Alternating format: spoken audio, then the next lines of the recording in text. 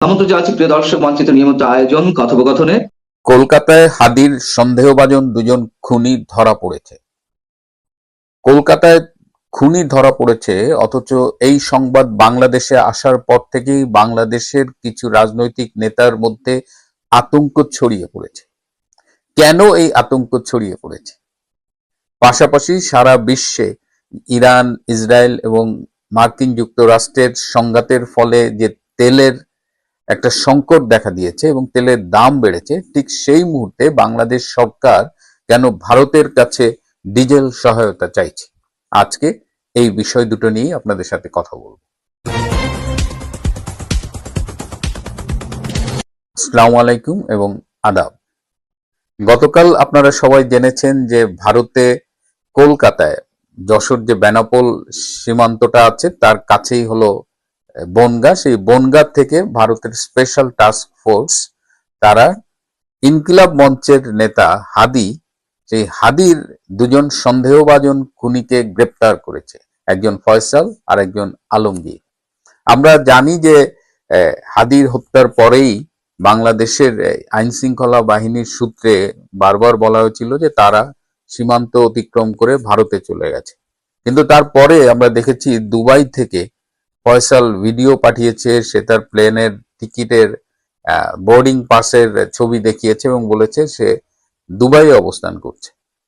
কিন্তু হঠাৎ করে ভারতেই গ্রেপ্তার হলো এবং শোনা যাচ্ছে সে বনগাঁ থেকে সীমানা পেরিয়ে বাংলাদেশে আসার চেষ্টা করছিল। বাংলাদেশের সদ্য নিযুক্ত ডিজিএফআই প্রধান তিনি সম্প্রতি ভারত সফর করেছেন এবং ভারতে গিয়ে তিনি হাদির হত্যাকারীদের গ্রেপ্তার করার ব্যাপারে ভারত সরকারের কাছে সহায়তা চেয়েছেন বলে শোনা যায় এবং বাংলাদেশ সরকারের পক্ষ থেকে অনেক তথ্য প্রমাণও ভারত সরকারের হাতে তুলে দেওয়া হয়েছিল, যার প্রেক্ষিতে ধারণা করা হচ্ছে যে এই সন্দেহভাজন দুজন খুনিকে ভারতীয় স্পেশাল টাস্ক ফোর্স গ্রেপ্তার করেছে এবং গতকাল তাদের আদালতে ওঠানো হয়েছিল এবং সেখান থেকে তাদের 14 দিনের রিমান্ডে পাঠানো হয়েছে।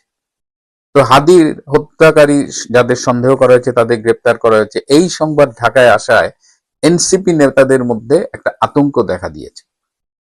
আপনারা জানেন যে হাদিকে যখন হত্যা করা হয় তখন কিন্তু প্রথমে খুব চেষ্টা করা হয়েছিল এই হত্যার দায়টা আওয়ামী লীগের উপর চাপানোর, কিন্তু এটা সেটা বেশিক্ষণ টেকেনি। তারপরেই তারা চেষ্টা করেছিল যে বিএনপি নেতা মির্জা আব্বাসকে এই খুনের দায়ে ফাঁসাতে, কারণ হাদি এই মির্জা আব্বাসের এলাকা ঢাকা মতিঝিল ৮ আসন থেকে নির্বাচন করার ঘোষণা দিয়েছিল, ইনকিলাব মঞ্চের পক্ষ থেকে স্বতন্ত্র প্রার্থী হবে এবং সে এই জন্য সে ব্যাপক ক্যাম্পেইন করছিল। তো তারা চাচ্ছিল যে এই ফাঁকে যদি মির্জা আব্বাসকে একটু ঘায়েল করা যায়। তারপরে যেটা ক্রমশ স্পষ্ট হয়ে উঠলো যে হাদিকে যারা গ্রুম করেছে, হাদিকে যারা ইনকিলাব মঞ্চের নেতা বানিয়েছে, হাইলাইট করিয়েছে, সেই হাদিকে তারাই হত্যা করেছে। এবং হাদি কিন্তু 5ই আগস্টের আগে তেমন উল্লেখযোগ্য কোনো নাম না, আমরা কেউ তার নাম শুনিনি, কিন্তু হঠাৎ করে ইনকিলাব মঞ্চের বিশাল নেতা হয়ে গেল এবং সে অশালীন ভাষা সে রাজনীতিতে ইম্পোর্ট করেছিল এবং সেই ভাষা দিয়েই সে খ্যাতিতে চলে গিয়েছিল। মানে এই ভাষাটি আসলে এই রমজান মাসে আমি বলতে চাচ্ছি না, আপনারা হয়তো জানেন। এই হাদিকে হত্যা করা হলো, হাদিকে জাতীয় কবি কাজী নজরুল ইসলামের কবরের পাশে কবর দেওয়া হলো, এই সবই মনে হয়েছে যে একটি প্ল্যান্ড ওয়েতে। এখন যারা হাদিকে হাদি বানিয়েছে এবং হাদিকে হত্যা করেছে তাদেরই এক অংশ এখন আতঙ্কে ভুগছে, কারণ তদন্ত হলে প্রকৃত সত্যটা বেরিয়ে যাবেন। তারা বলার চেষ্টা করছে যে এই হাদির হত্যার মধ্য দিয়ে তাদের বিএনপি সরকার ফাঁসিয়ে দেবে, কিন্তু বিএনপি সরকার ফাঁসাবে নাকি প্রকৃত তদন্ত হলে খুনিরা বেরিয়ে যাবে, এটি নিয়ে আসলে এখন কথা হচ্ছে এবং এর ফলে এনসিপির কিছু নেতা বেশ আতঙ্কে ভুগছে। এবং আরো একটা নাম আমরা শুনতে পাচ্ছি, সেটা হলো ইনকিলাব মঞ্চের নেত্রী ঝুমা। এই ঝুমার সাথে নাকি যে সন্দেহভাজন দুজন গ্রেপ্তার হয়েছে ফয়সাল এবং আলমগীর, এই ফয়সালের সাথে নাকি দীর্ঘদিনের একটা সম্পর্ক ছিল। হাদি হত্যায় ঝুমার সম্পৃক্ততা নিয়েও কিন্তু আলোচনা হচ্ছে। সুতরাং কলকাতায় গ্রেপ্তারের সাথে সাথে ঢাকায় এই সমন্বয়ক এনসিপি, এই ঝুমা, এদের মধ্যে একটা আতঙ্ক ছড়িয়ে পড়েছে। দেখা যাক কি হয়। এখন প্রশ্ন উঠেছে যে এই যে সন্দেহভাজন খুনি তাদের কি ভারত বাংলাদেশ সরকারের কাছে ফিরিয়ে দেবে কিনা। বাংলাদেশ সরকার এখনো আনুষ্ঠানিকভাবে কিছু বলেনি, কিন্তু যেহেতু দুই দেশের মধ্যে বন্ধি বিনিময় চুক্তি আছে, ভারত সরকার চাইলে বাংলাদেশে ফিরিয়ে দিতে পারে। আবার যেহেতু তারা অবৈধভাবে ভারতে অবস্থান করছে, এটা একটা অপরাধ, সেই অপরাধের বিচার হলে হয়তো তাদের ভারতে একটা সাজা দিয়ে বা ভারতে তাদের এই অপরাধের বিচার হতে পারে। সো কি হতে পারে সেটা আমরা দেখছি। এর পাশাপাশি আপনারা জানেন যে সারা পৃথিবীতে এখন তেলের মূল্য ভীষণ বেড়েছে, তেলের দুষ্প্রাপ্যতাও এখন একটা বিষয় হয়ে দাঁড়িয়েছে। এই মুহূর্তে বাংলাদেশের মন্ত্রী বলেছিলেন যে বাংলাদেশের কাছে নাকি 14 দিনের জ্বালানি তেল মজুদ আছে। পরে অবশ্য বলেছে যে এটা ঠিকভাবে কোট করা হয়নি। যাই হোক, বাংলাদেশের কাছে তো অনেক দিনের জন্য তেল মজুদ নেই, সুতরাং এই তেল নিয়ে অলরেডি রেশনিং শুরু হয়ে গেছে। আগেও বলেছি যে প্রাইভেট কারকে 10 লিটারের বেশি তেল প্রতিদিন দেওয়া হচ্ছে না, এবং এই নিয়ে একটা ভিডিও ফুটেজ দেখলাম যে একজন সাংবাদিক অধিক তেলের দাবিতে তার কাছে থাকা অস্ত্র দিয়ে সে তেলের পাম্পের কর্মচারীদের ভয় দেখাচ্ছে। সে ভিডিওটা দেখাইলাম না, ইউটিউবে আবার এসব রেস্ট্রিকশন থাকে। এখন বাংলাদেশ সরকার এই তেলের এই ক্রাইসিসে উদ্ধার পাওয়ার জন্য অনেকগুলো সোর্স থেকে তেল কালেক্ট করার চেষ্টা করছেন। এবং আমরা জানলাম যে 2017 সালের 22 অক্টোবর শেখ হাসিনার সরকার ভারত সরকারের সাথে একটা চুক্তি করেছিল, 15 বছর ব্যাপী এই চুক্তি। এই চুক্তির আওতায় ভারত থেকে বাংলাদেশ সরকার পাইপলাইন দিয়ে ডিজেল আনতে পারবে। শিলিগুড়ি ডিপো থেকে দিনাজপুরের পার্বতীপুর পর্যন্ত একটা পাইপলাইন স্থাপন করা হয়েছে, এবং নুমালীগড় রিফাইনারি লিমিটেড থেকে এই ডিজেল এই পাইপলাইন দিয়ে পার্বতীপুরে আসবে, এবং 2026 সালের কোটা অনুযায়ী 1,80,000 ইউনিট ডিজেল বাংলাদেশ সরকার আমদানি করতে পারবে। এবং বর্তমানে যেহেতু এই ক্রাইসিস এবং বিভিন্ন সোর্স থেকে বাংলাদেশ সরকার তেল সংগ্রহ করার চেষ্টা করছে, সেহেতু এই চুক্তির অধীনে এখন ভারত সরকারের কাছে এই তেল সহায়তা চেয়েছে বাংলাদেশ সরকার। ইতিমধ্যে বাংলাদেশ সরকারের অর্থমন্ত্রী আমির খসরু তিনি মিটিং করেছেন ভারতীয় হাইকমিশনার প্রণয় ভার্মার সাথে, এবং এখন পর্যন্ত it is looking very positive. যেটা আমি বলতে চাচ্ছি যে সারা জীবন তো ভারত বিরোধী রাজনীতি করলো বিএনপি জামাত, ঢাকা না দিল্লি স্লোগান দিতে দিতে আমাদের কানে ঝালাপাড়া করে ফেললো। সেই বিএনপি সরকার আজকে বিপদে শেখ হাসিনার করা চুক্তির আওতায় ভারতের কাছে হাত পেতেছে। এটা নিয়ে আজকে একজনের সাথে আলাপ হচ্ছিল, এক বড় ভাইয়ের সাথে, যে শেখ হাসিনা বাংলাদেশের জন্য কি করে গেছে, এটা আজকে যতটা না আলোচিত হচ্ছে, আগামী 5 বছর পরে শত্রুও বলবে শেখ হাসিনা বাংলাদেশের জন্য কি করেছে। আমি দক্ষিণবঙ্গের মানুষ, আমি পদ্মা নদী পার হয়ে সেই এমন হয়েছে যে প্রতিকূল আবহাওয়ায় ঝড়ের মধ্যে পড়তে হয়েছে, বা বড় বড় ঢেউ লঞ্চ কাঁপছে, তো সেই জায়গায় পদ্মা সেতু করেছে। এখন আমি খুলনায় চলে যেতে পারি 3.5 ঘন্টা 4 ঘন্টায়, গোপালগঞ্জ চলে যাই 2.5 ঘন্টায়, আমার বন্ধুর বাড়ি নড়াইল যাওয়া যায় 2 ঘন্টা 2.5 ঘন্টায়। তো এই যে বৈপ্লবিক কাজটা করেছে শেখ হাসিনা, যেটা ছিলেন তিনি চ্যালেঞ্জ গ্রহণ করতেন। পদ্মা সেতু করতে যে এত এত বাধা তিনি পেয়েছেন। এই পদ্মা নদীটা পৃথিবীর অন্যতম খরস্রোতা নদী, এখানে পাইলিং করাটা ছিল ভীষণ কঠিন, কিন্তু যত বাধা এসেছে শেখ হাসিনা তত দৃঢ়তার সাথে সেই বাধা অতিক্রম করেছে।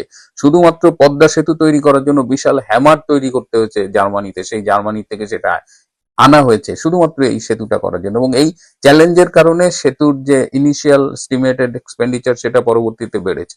আমি এই সেতুটার সাথে ওতপ্রোতভাবে জড়িত। আমার আর্মির একটা বন্ধু ছিল, সে এই রেল সেতুটার সাথে জড়িত ছিল, সে লিড করেছে। আমার আরেকটা বন্ধু ছিল, এই অ্যাপ্রোচ রোড করেছে। আমি পদ্মা সেতুর ওই যখন তৈরি হয় তখন ওই যাওয়া আসার পথে 2-1বার দাওয়াতও খেয়েছি তাদের ক্যাম্পে। যখনই পদ্মার নদীর ঘাটে যেতাম, এই আর্মির সোর্সে আমাকে ফেরিতে একটা ভিআইপি ট্রিটমেন্ট দেওয়া হতো। তো আমরা তো দেখেছি। তো Sheikh Hasina has done this, এবং নির্ভীক একজন নেত্রী ছিলেন, জীবনের পরোয়া করেনি। এই যে আজকে তারেক রহমানের কথা বলেন, 17 বছর লন্ডনে যে নির্বাসনে ছিলেন, আসার সাহস পাননি, অনেক নেগোসিয়েশন করে 24 সালের 5ই আগস্টের 1 বছরেরও পরের বছর 25শে ডিসেম্বর আসছে, but Sheikh Hasina never cared for her life. So বাংলাদেশের জন্য যা করে গেছেন, এবং এই যে ভারতের সাথে কথায় কথায় বলা যে ভারতের সাথে গোলামি চুক্তি করেছে, এই করেছে সেই করেছে, কিন্তু এখন তো দেখা যাচ্ছে যে বাংলাদেশের স্বার্থ অক্ষুণ্ণ রেখে প্রতিটা চুক্তি করা হয়েছে। বরং যারা এই ঢাকা না দিল্লি স্লোগান দিয়ে আওয়ামী লীগের গায়ে ভারতের দাসত্বের ট্যাগ লাগানোর চেষ্টা করেছে, তারা বাংলাদেশকে আমেরিকার হাতে তুলে দিয়েছে। তো শেখ হাসিনাকে আজও এই ক্রাইসিসেও আমরা কিন্তু মনে করছি তার দেখানো, তার আমলে সম্পাদিত চুক্তির আওতায় আজকে এই তেলের ক্রাইসিস মেটানোর চেষ্টা করছি। আর সেই শেখ হাসিনাকে আমরা ফ্যাসিস্ট বলি, আইসিটিতে একটা প্রহসনের বিচারে তাকে মৃত্যুদণ্ড দেই, এই জামাত রাজাকার এদের প্ররোচনায় ইনুসের মতো একটা দেশ বিরোধী মানে চূড়ান্ত রাজাকার বলা যায় তাকে, তাদের পাল্লায় পড়ে আজকে আমরা একটা মানুষ যে বাংলাদেশকে ভালোবেসে বাংলাদেশের জন্য এত কিছু করলো আর তাকে আমরা অসম্মান করলাম।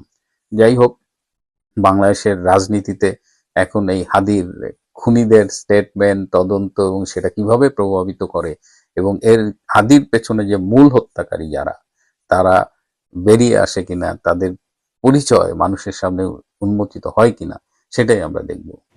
বাংলাদেশের ত্রয়োদশ জাতীয় সংসদ নির্বাচনের আগে ওই নির্বাচনের সম্ভাব্য প্রার্থী ওসমান শরীফ হাদির হত্যাকাণ্ড দেশের পুরো রাজনৈতিক পরিস্থিতি উত্তাল করে তুলছিল। বাংলাদেশের পুলিশ এই হত্যাকাণ্ডের সাথে জড়িত অনেককে গ্রেপ্তারের দাবি করলেও হত্যা মামলার প্রধান আসামি ফয়সাল করিম মাসুদ থেকে গেছে ধরাছোঁয়ার বাইরে। মাঝে এই ফয়সাল করিম মাসুদের অবস্থা নিয়ে বিগত অন্তর্বর্তী সরকার পক্ষের লোকজনের মধ্যে নানা ধরনের বক্তব্য পাওয়া গেছে। একটি পক্ষ দাবি করছিল ফয়সাল বাংলাদেশে ছিল, আরেকটি পক্ষের দাবি ছিল ফয়সাল ও তার সহযোগী ভারতে পালিয়ে গেছে। আবার ফয়সাল নিজে ভিডিও বার্তা দিয়ে দুবাইতে অবস্থান করার কথা জানিয়েছিল। শেষ পর্যন্ত পশ্চিমবঙ্গ পুলিশের স্পেশাল টাস্কফোর্স বা এসটিএফ বলছে ইনকলাব মঞ্চের আহ্বায়ক ওসমান হাদি হত্যাকাণ্ডের প্রধান আসামি ফয়সাল করিম মাসুদ ও তার সহযোগী আলমগীর হোসেনকে গ্রেপ্তার করেছে তারা। শনিবার দিবাগত রাতে বাংলাদেশ সীমান্তবর্তী পশ্চিমবঙ্গের বনগাঁ এলাকায় অভিযান চালিয়ে তাদের গ্রেপ্তার করা হয়েছে। রোববার তাদেরকে আদালতে হাজির করা হলে পরে আদালত তাদের 14 দিনের জন্য পুলিশ রিমান্ডে পাঠানোর নির্দেশ দিয়েছেন। এসটিএফ বলছে বেশ নাটকীয় কায়দায় ধরা হয়েছে এই দুইজনকে। এমনকি তারা আবার বাংলাদেশে ফিরে যাওয়ার উদ্দেশ্যে পশ্চিমবঙ্গের বনগাঁ সীমান্ত এলাকায় আশ্রয় নেওয়ার চেষ্টা করছিলেন, যে কোনো সময় ঢুকে যেত বাংলাদেশে। তবে অভিযুক্ত এই দুজনকে বাংলাদেশে ফেরানো নিয়ে বাংলাদেশের পুলিশের পক্ষ থেকে দুই রকম বার্তা পাওয়া গেছে। অন্যদিকে সহসাই এই দুইজনকে বাংলাদেশে ফেরত পাঠানোর সম্ভাবনা কম বলেই জানা গেছে। বিশেষ করে ভারতে আইনি প্রক্রিয়া শেষ করে ফেরত পাঠাতে বেশ লম্বা সময় লেগে যেতে পারে, এমন ধারণা ভারতীয় আইনবিদদের। বিস্তারিত জানতে চলুন যাওয়া যাক বিশ্লেষণে।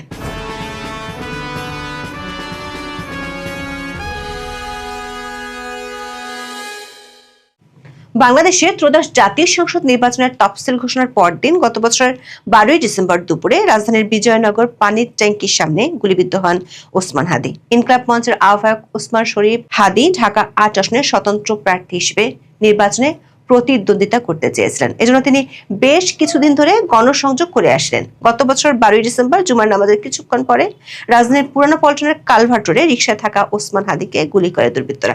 ওই সময় একটি ভিডিওতে দেখা যায় একটি মোটর সাইকেলে করে দুজন লোক এসে কাছ থেকে হাদির মাথায় গুলি করে। পরে ওসমান হাদিকে উন্নত চিকিৎসার জন্য সিঙ্গাপুরে নেওয়া হয়।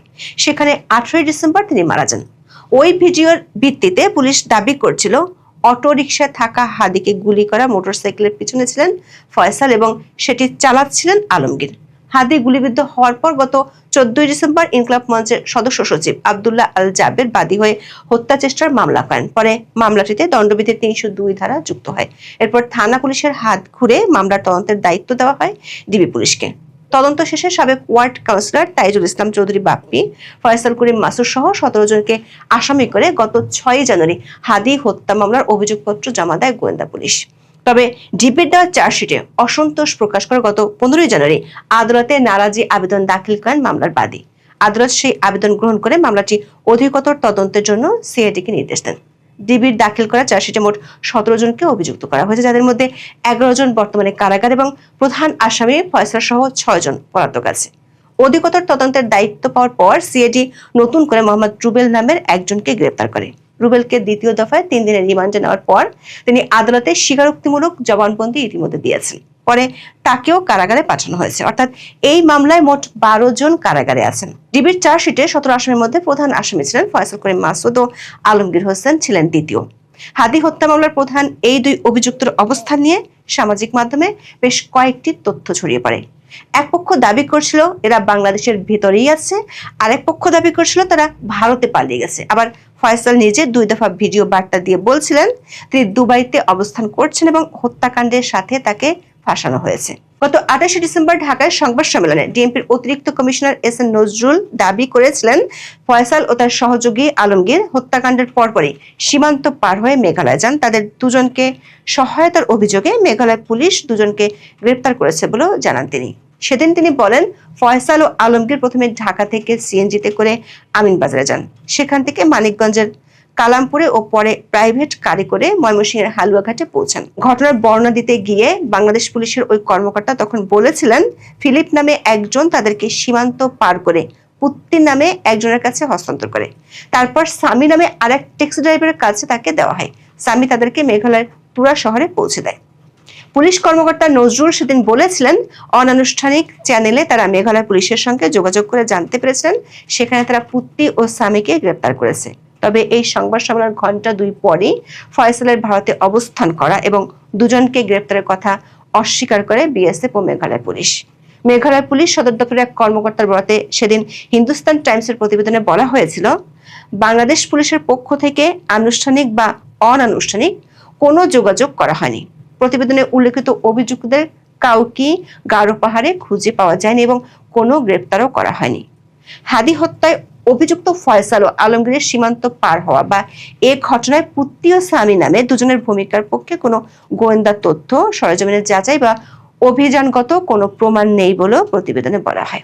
ওই সময় একাধিক ভিডিও বার্তা দেন ফয়সাল করিম। তিনি দুবাইয়ে অবস্থান করেছেন দাবি করে তিনি আরব আমিরাতের মাল্টিপল এন্ট্রি ভিসার ছবি ভিডিওতে দেখান। শেষ পর্যন্ত ভারত থেকে ফয়সালের গ্রেপ্তারের তথ্য পাওয়া গেল। রোববার ভারতের সংবাদ মাধ্যমে পশ্চিমবঙ্গ রাজ্য পুলিশের স্পেশাল টাস্কফোর্স বা এসটিএফ এর বিজ্ঞপ্তির বরাতে ফয়সাল ও আলমগীরকে গ্রেপ্তারের তথ্য দিল।